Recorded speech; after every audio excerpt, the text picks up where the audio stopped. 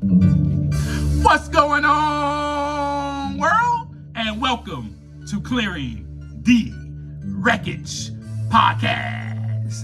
It's the voice and your host, Kareem A.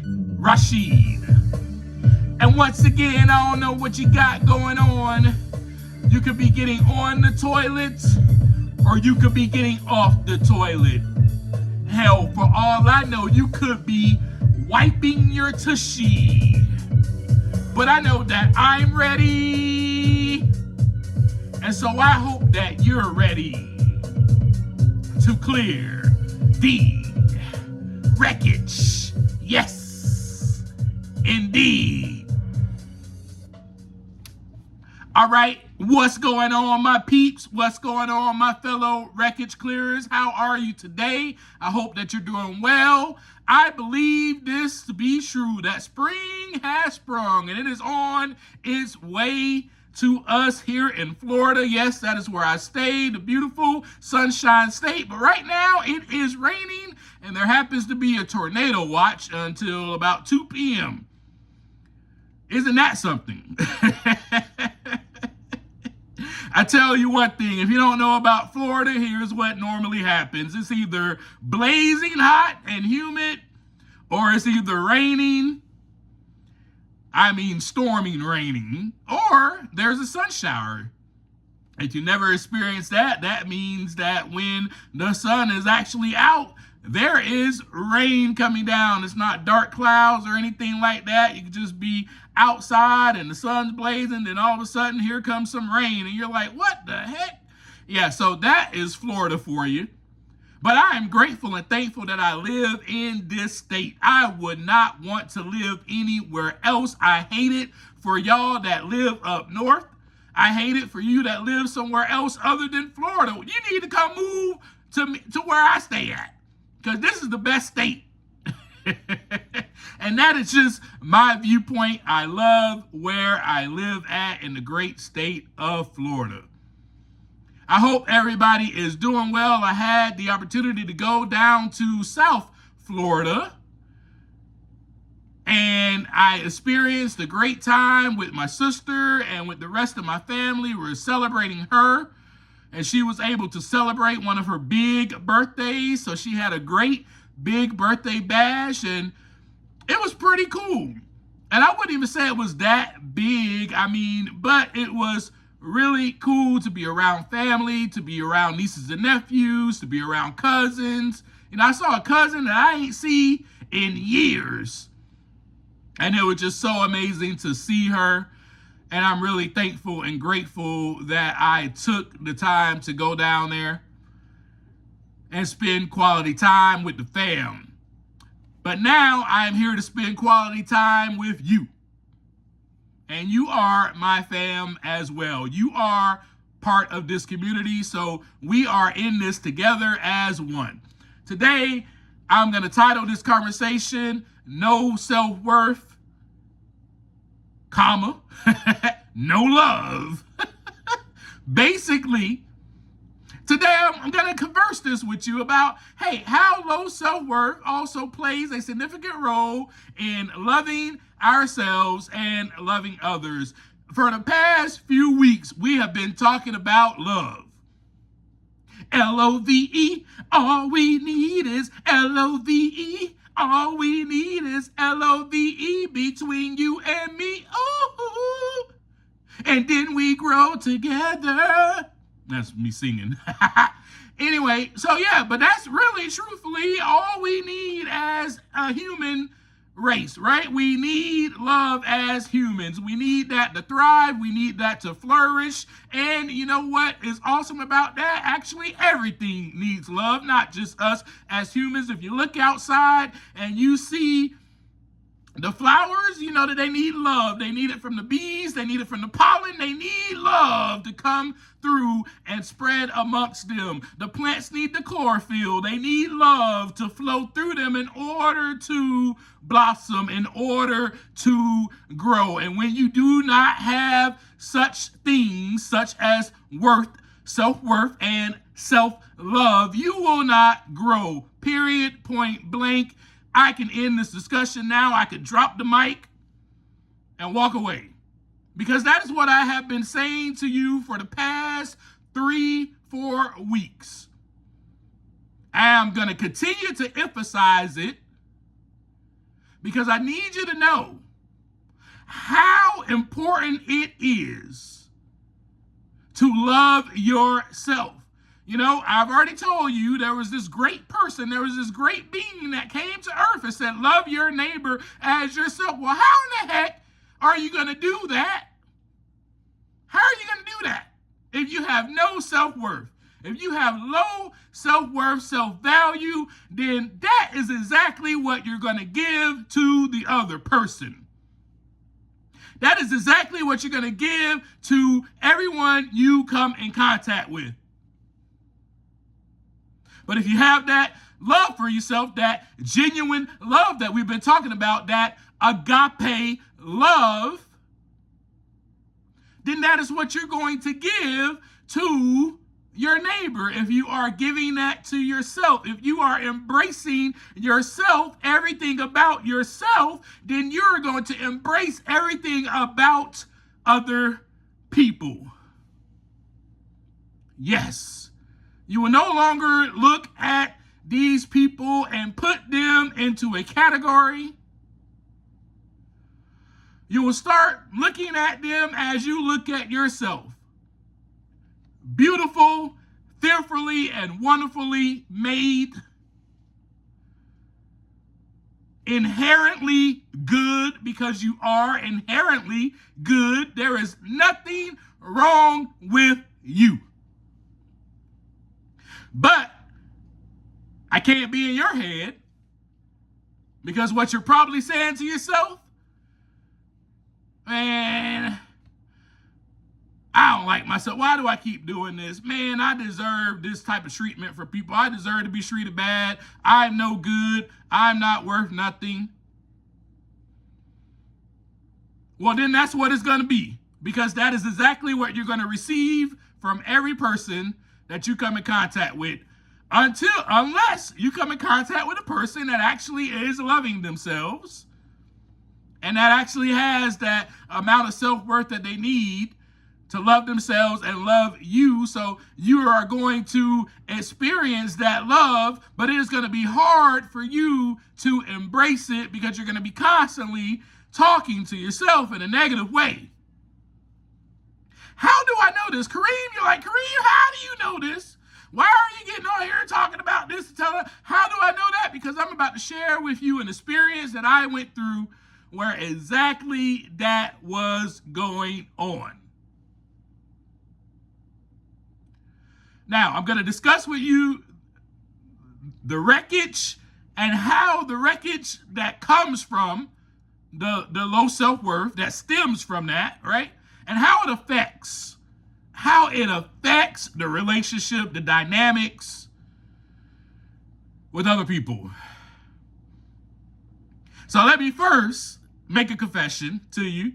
Let's go back to 2017. You know, in 2017, I got married, and you guys know this. I've said that before to you, but we are on a journey together. I'm sharing my story with you, as always, every single week. And so this is the part of the journey. This is where we are at. This is the setting. We have made it to this point now. So it is time for me to, expose myself and share my wreckage. And I am able to do that because the wreckage has already been cleared. And I am still clearing it to this day. Remember, I've told you I have not graduated magna cum laude. I am still enrolled in the school of life. I have not received my PhD of life. I am still enrolled. And I am just here to enjoy life and to enjoy the journey and realize that the destination is me. We had a conversation about that a few weeks ago. The destination is me returning home, becoming comfortable in my own skin. That's the destination. I'm not going anywhere except present, staying present, right? Loving myself and giving that away to other people. Life is not about me trying to go somewhere. And when I say that, I'm talking about those places that they teach you in religion. Life isn't about me trying to reach that destination later on after I die. No, life is about me experiencing that destination while I'm here. Whoa, boy, don't let me start preaching to you now. So, either you're going to be experiencing hell while you are here, or you're going to be experiencing heaven. Are you going to reach the destination, which is you, that you need to reach and put inside of you and love yourself enough and give yourself this worth enough to experience heaven? Or are you going to stay in hell? Well, I can tell you this. I place myself in hell. Yep. Through my addiction, I was living in hell. Through my alcoholism, I was living in hell. Every single day, I placed myself into fire. Myself. Nobody threw me in there. Nobody said, oh, well, you know what, Kareem, it's time to just take you to hell. No, I did it to myself, clearly. And a lot of us walk around doing things to ourselves, but because we don't have any self-worth, we're blaming everybody else. We're blaming everybody else for our actions that led us right into the fiery pits of hell. It takes work. It takes looking at the inside. It takes, what do I say, every single conversation with you as we exit. Take the time to look inside so that the wreckage can begin to clear. I don't say that to blow smoke up your hoo-ha.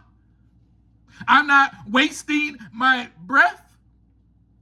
This is something that I have been doing, that I must do on a daily basis, and I'm here to share it with you.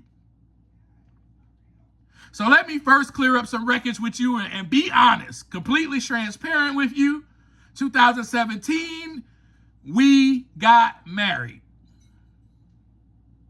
And March 11, 2017 was the actual day that I married my ex-wife.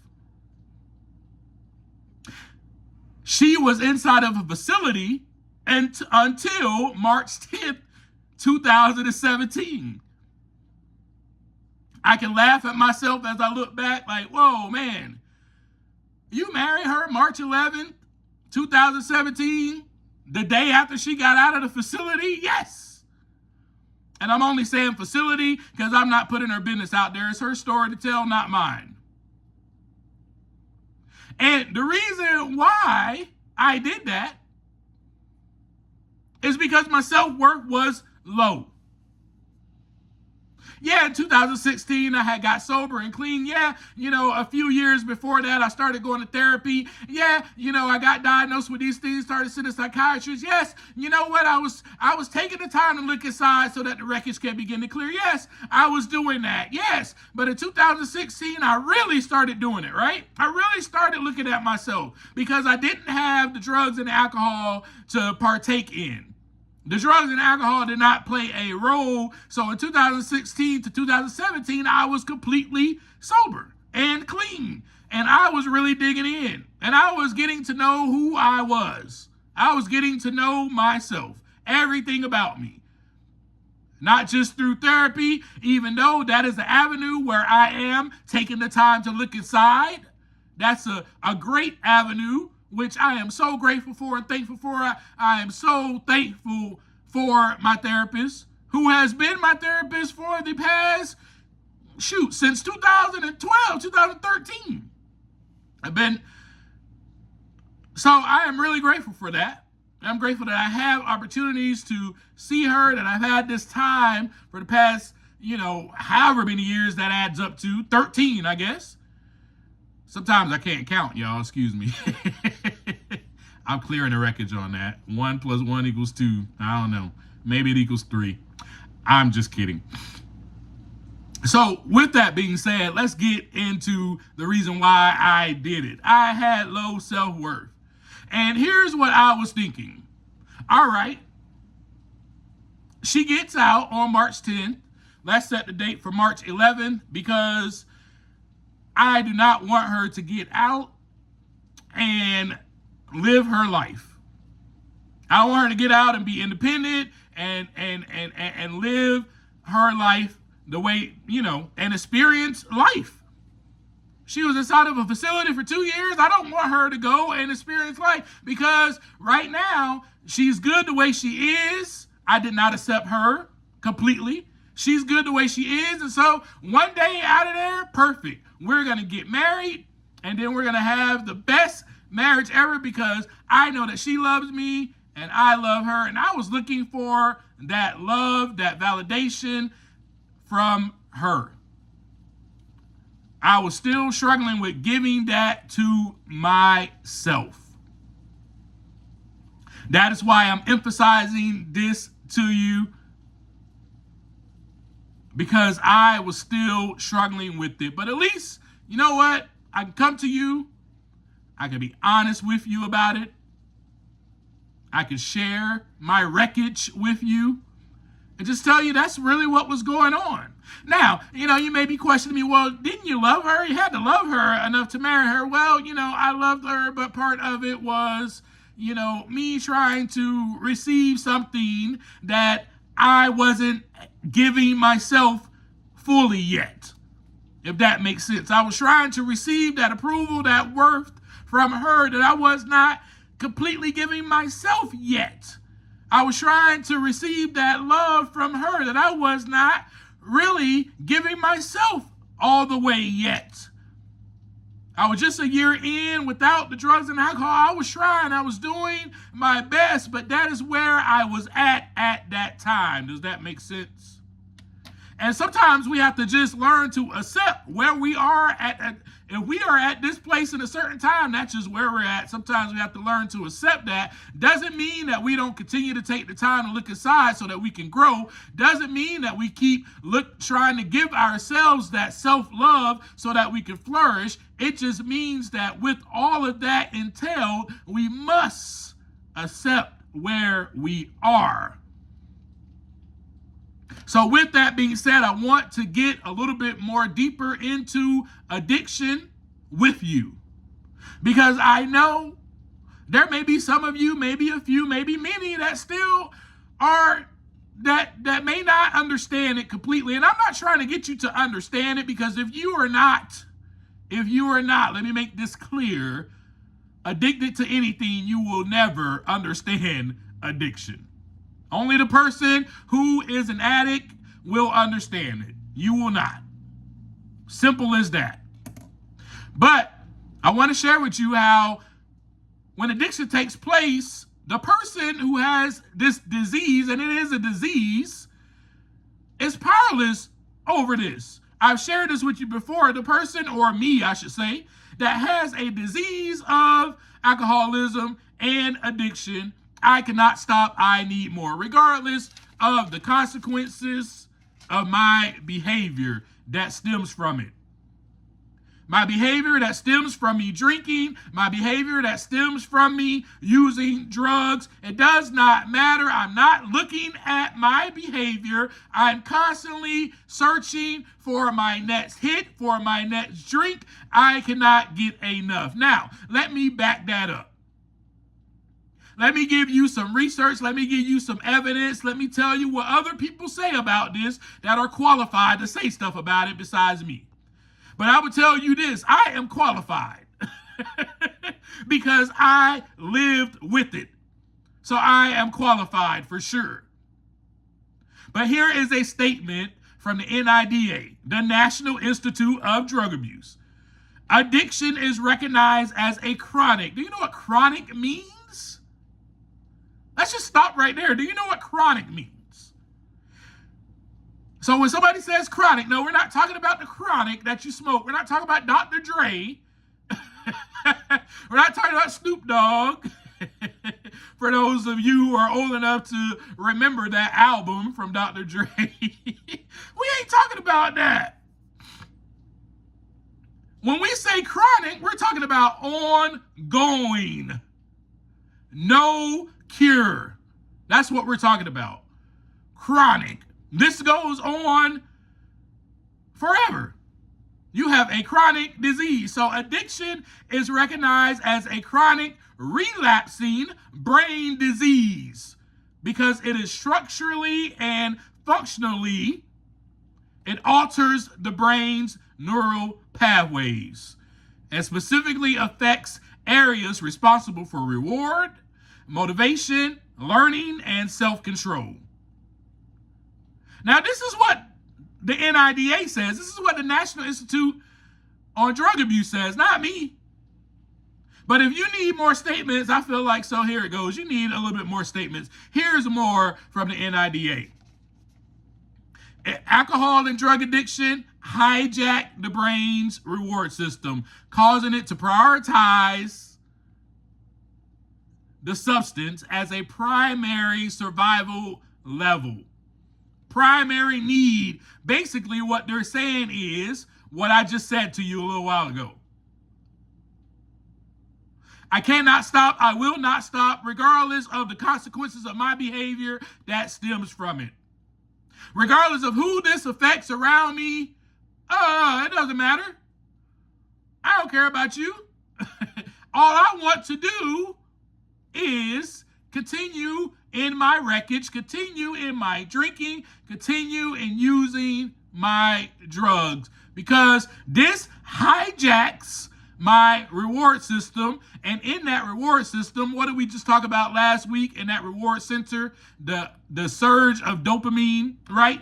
Which is that chemical that is like, hey, this feels great, I want more, right? The motivation to continue seeking that feeling, that's what the dopamine gives you.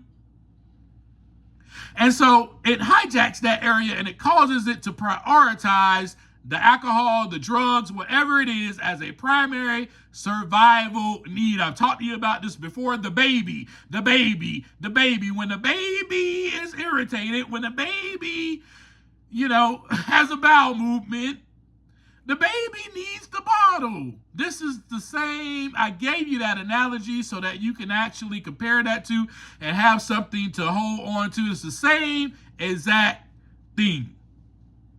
It's the same exact behavior, I should say. And this is why the person who has the disease of addiction, you see them prioritize their life around this. They prioritize their life around getting high or getting that drink. That's why you could have a mother who is suffering from the disease. She does not put her kid first. Instead, she is seeking a high. Or you can have a father, you can have a brother, you can have a sister or a friend, anyone. They could put other things ahead of their family. I.e. other things, meaning drugs and alcohol. Meaning I'm going to put my addiction ahead of you. And this, my friends, is just the lack of self-worth. All this is stemming from, I'm not saying that all addiction is stemming from this, but it plays a significant role.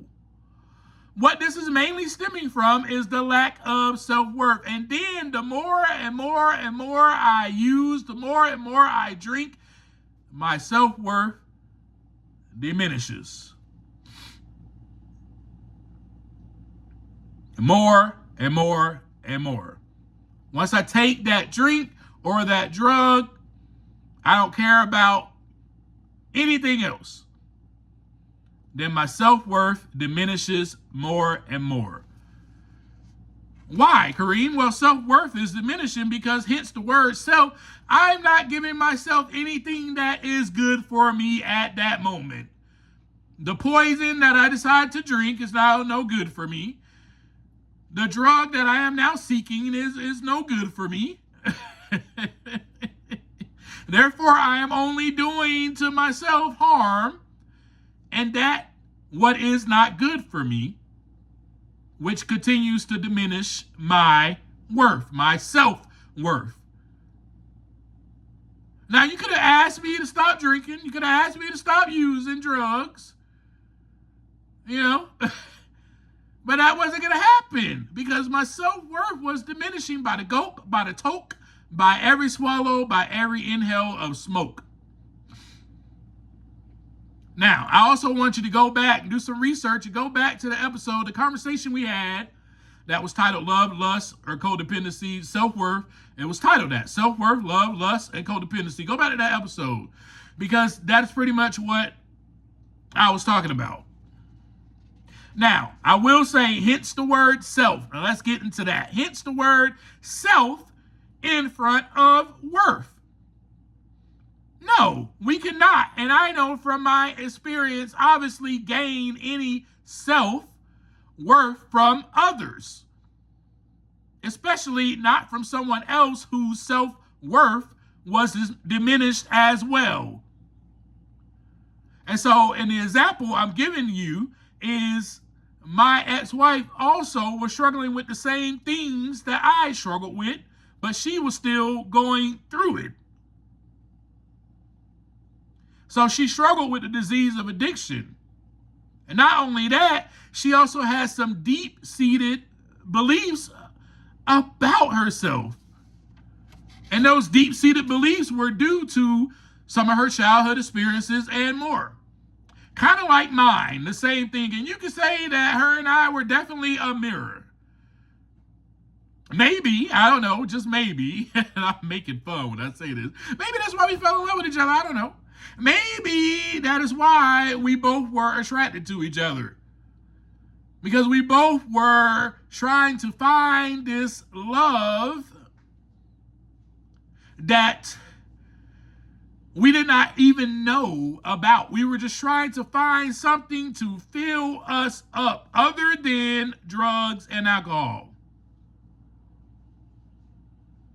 So that's what we both were doing. We were seeking this love. We were seeking out that validation. We were seeking out that approval.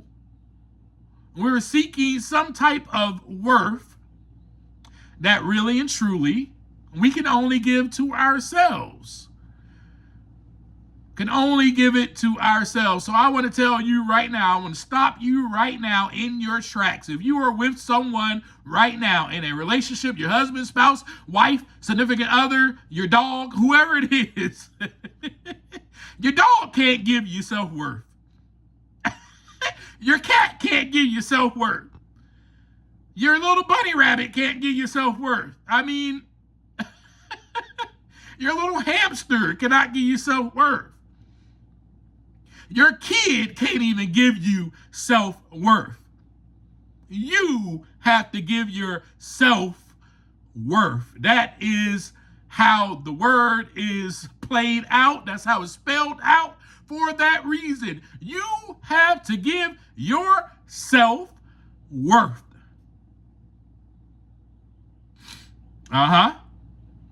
So now, let me just share this. I was growing into myself. I was growing into loving myself. Although I had wrestled with this lack of self-worth from time to time and seeking her approval and looking for her validation, I still began giving that to myself, which then allowed or enabled me to give genuine love to her, because I started giving that to myself by the work that I was doing on myself, by the wreckage that I was clearing. The wreckage did not stop being cleared just because I got married. I didn't say, oh, well, you know what? I'm married now. I'm all fixed. No, I didn't. There was a part of me, though, that was like, okay, I'm fixed now. There was a part of me, I'll be honest with you. I'll be completely 100 authentic with you. There was a part of me that felt like, oh, she completes me. I'll be fixed now. But that is a fib. And I'm going to tell you right now, that is a fib. That's a fib that I was believing. That was a mirage that I was believing. That was this facade, this dream that I had made up in my whole head that I wanted to be reality. Oh man, you know what? We're going to get married. Oh, she's going to complete me. Oh, we're going to be this power couple. Oh, we're going to write this book about this, about that. Oh, we're going to save people. Oh, we're going to do amazing things because now with her, I am unstoppable. I just told you the exact truth.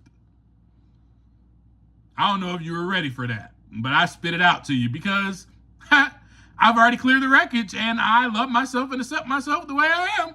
So I wanted to share those things with you so you can kind of get a gist and idea of what it is like. Maybe you're going through it right now, but I wanted to give you a gist of what it is like when you are not giving yourself worth. And then the other person is struggling also with giving themselves worth. Oh man, you got an issue right there. You got an issue on your hands, especially if you are in a relationship. So the problem was I was growing and she was not. I was growing into myself and she still did not quite like herself. Now, I'm not going to get into too much detail because I feel like this story is hers to tell, not mine. Don't get me wrong. I share part of this story. Part of that story is mine. So I'm sharing my part, but I don't want to share necessarily all of her part in it. It's hers to tell. Maybe one day she'll write a book. Maybe one day she'll do something with it. I don't know.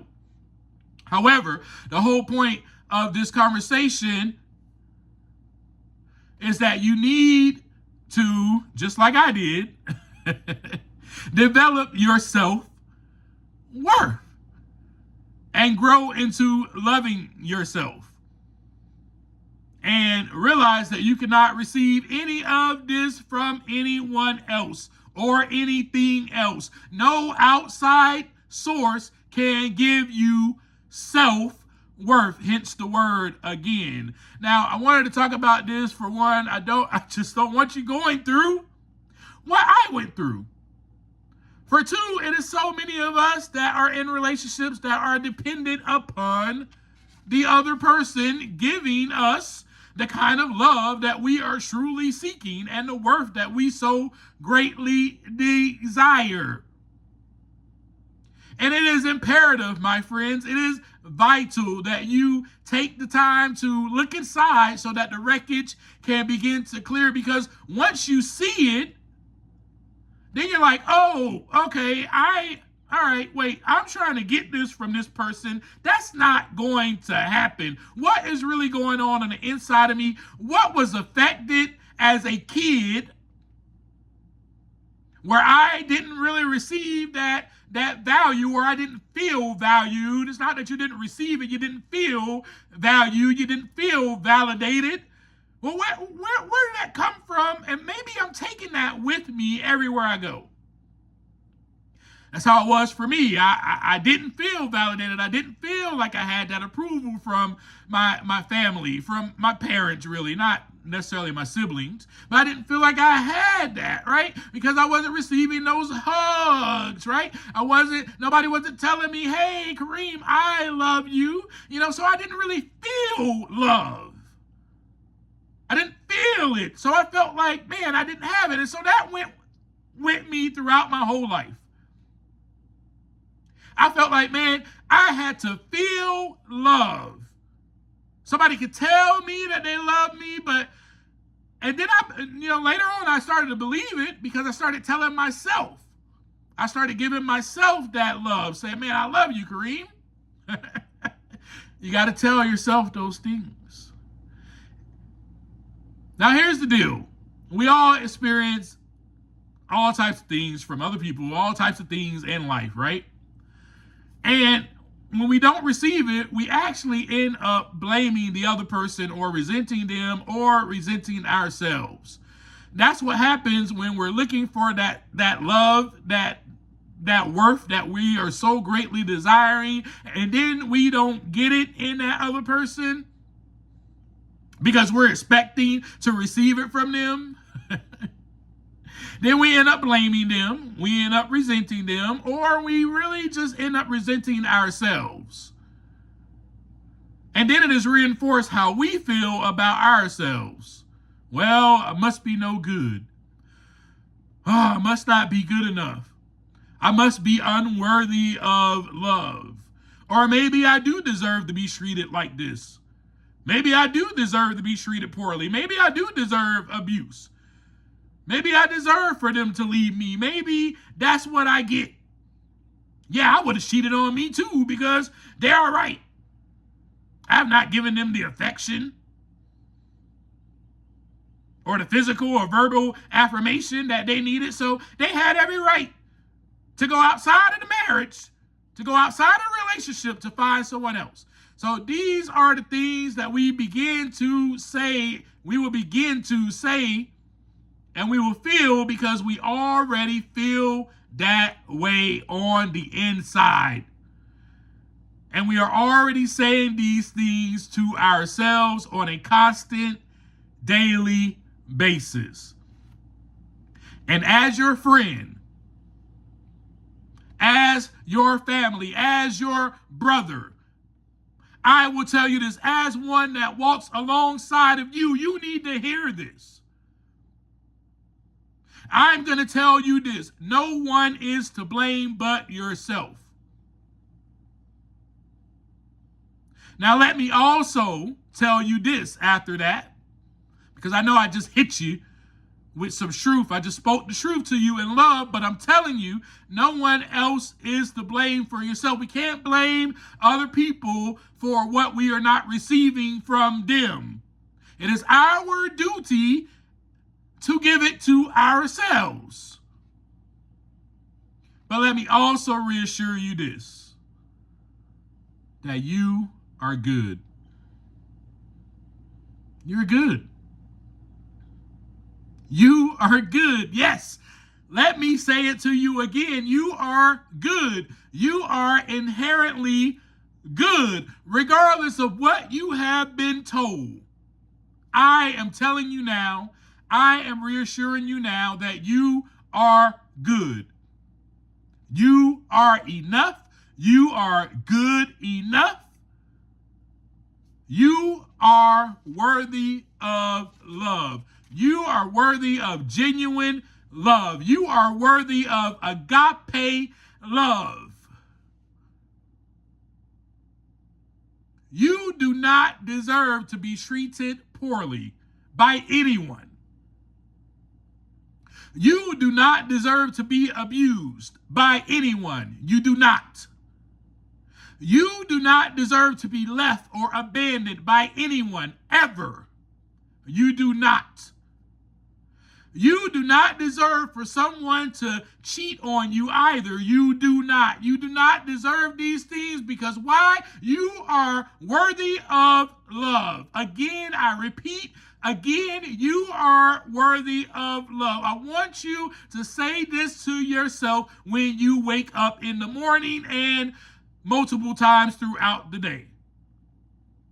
You are worthy of love. So if you are going through about your day and somebody says something to you that may be hurtful, you need to tell yourself you are worthy of love. I will give myself that love. Let me talk to myself in a kind and respectful, compassionate manner.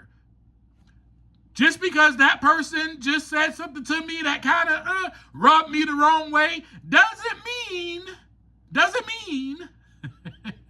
that I need to take what they said for face value and I need to put that inside of my heart and feel that way. No. No. You are worthy of love. What you have to understand about people is that we don't intend to hurt one another. Most of the time, we really don't.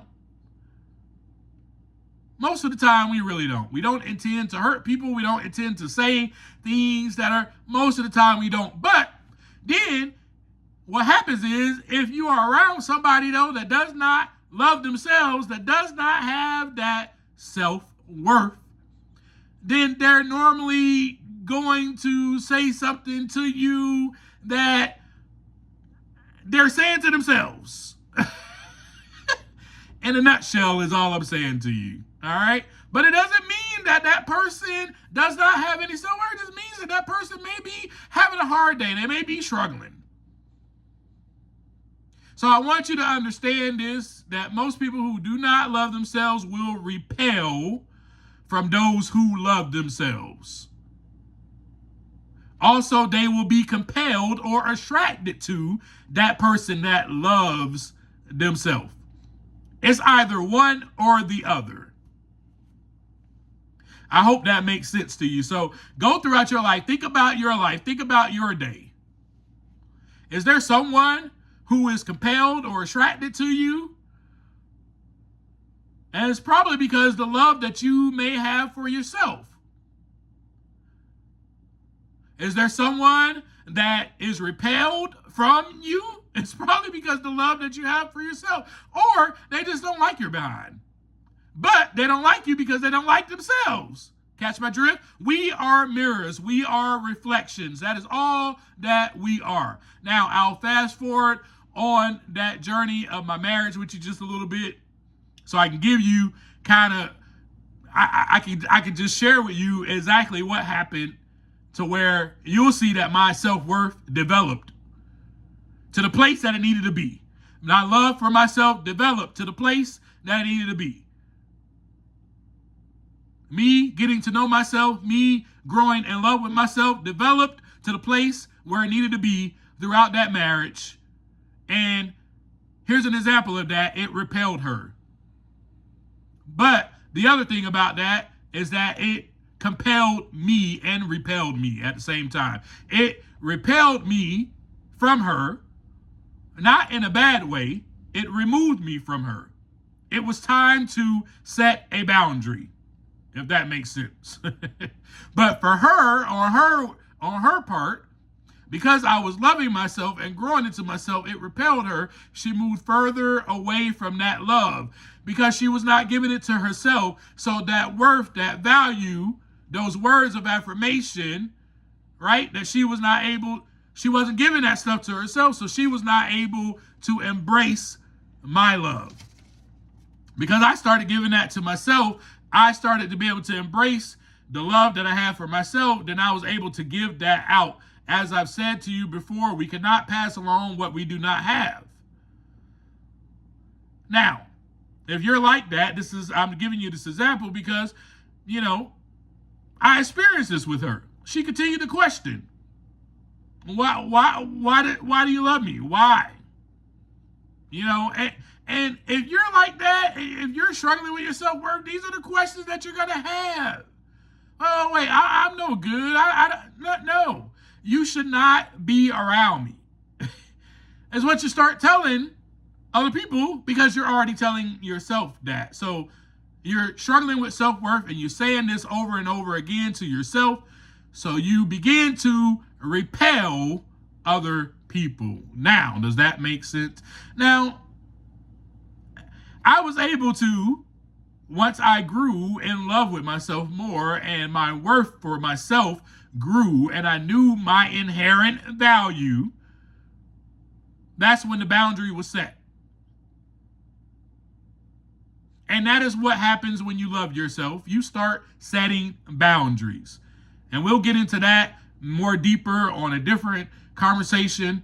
But I want to ask you, do you have someone in your life like this? Do you have someone in your life where, they're repelled because you love yourself? They start saying stuff about you. They start gossiping to other people about you. Start turning the whole world against you because you are just loving yourself and you're doing the right thing. You're going about your life. You're being a light. You're being an example because you are loving yourself. And they're repelled by it. Or are you that person who are saying bad things or negative things to yourself and then being that person that is repelled from someone that actually loves themselves? I want you to become the person that loves themselves. And that is why we've talked about this for the past 4 weeks. It's been 4 weeks now that we've been talking about love.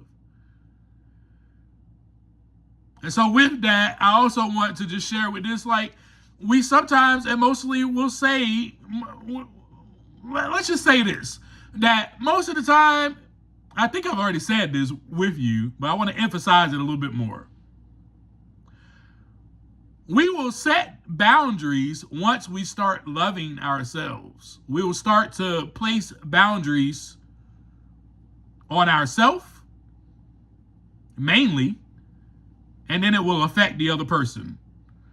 Because then we're going to set that boundary, because we're already setting the boundary that we expect for ourselves. We're going to set it for other people. And then that is how our relationship is going to work. That is how it's going to grow, because that's the way that I love myself. And that's what I'm going to continue to give myself, regardless if you give that to me or not. That's why there are boundaries set. You catch my drift? So once I begin to value myself and give myself that worth and love, no, you know what? I don't deserve this. No, I don't deserve to be treated this way. The boundary had to be set. And at that time, unfortunately, emphasis on at that time, unfortunately, that boundary had to be set through a divorce. And I will tell you this, I walked away from that relationship with more worth,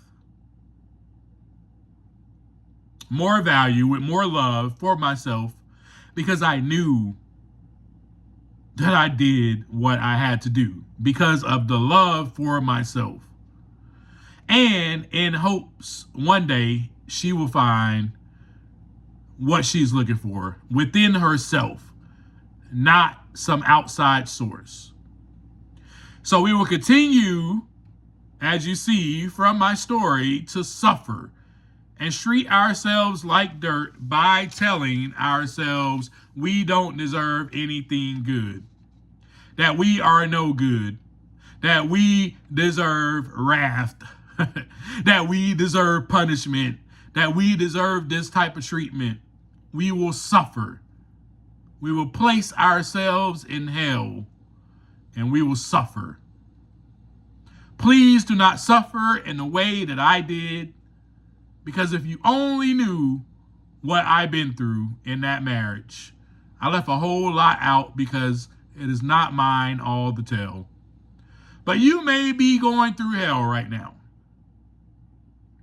And it is all due to not only how you view yourself, but how the deficiency of, or the lack of love, I should say, that you have for yourself. But you can change that. You can change that right now. You can begin affirming yourself right now. Your homework is what I just said that you should be doing. Affirm yourself every morning. Your homework is to take a sticky note. If you don't have none, go to the dollar store and get you a pad, a sticky pad. And you're going to write down, I'm not even telling you to write down 3, write down 2. Now, I've already gave you this homework before. But I wonder if you actually be listening to me and, putting this stuff into practice. I have done this before. I don't do it now. I've done this before, though, so I'm sharing it with you. Take on that sticky note, write down 2 things that you appreciate about yourself. Now, remember I gave you the homework a few weeks ago was just to tell yourself a couple of things that you appreciate about yourself. This time, I want you to write it down and place it on your bathroom mirror or any other mirror that you have in your house that you see every single day. That is your homework. I love you because I love myself. And I want you to start giving yourself that worth, to start reminding yourself that you are inherently good. I don't care what your parents told you. I don't care how many times you've been to jail. I don't care how many things you did wrong. You are inherently good. And I need you to see that in yourself and start affirming yourself. All right? I love you. As I always leave you, until next week and until next time, take some time to look inside so that the wreckage can begin to clear. Peace.